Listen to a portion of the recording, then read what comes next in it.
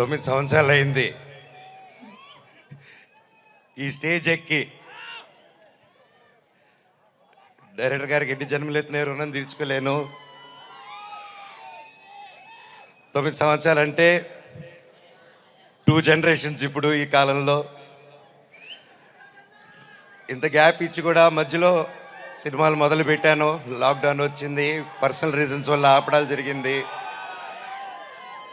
ఇదిగో సినిమా అదిగో సినిమా. 11 నెలల నుంచి నాకు సినిమా తప్ప ఏం తెలియదు. గృహప్రవేశం సినిమాలో 11 నెలలకి యాక్ట్ చేయడం జరిగింది. అక్కడి నుంచి చైల్డ్ ఆర్టిస్ట్గాను, పెద్ద అయిన తర్వాత 19 సంవత్సరాలకే దొంగది. నాకు నిజంగా ఏదేదో మాట్లాడదామని వచ్చాను, కానీ సడన్గా ఆ ఏవి చూసిన తర్వాత, అన్నా నీ ప్రేమ చూసిన తర్వాత నాకు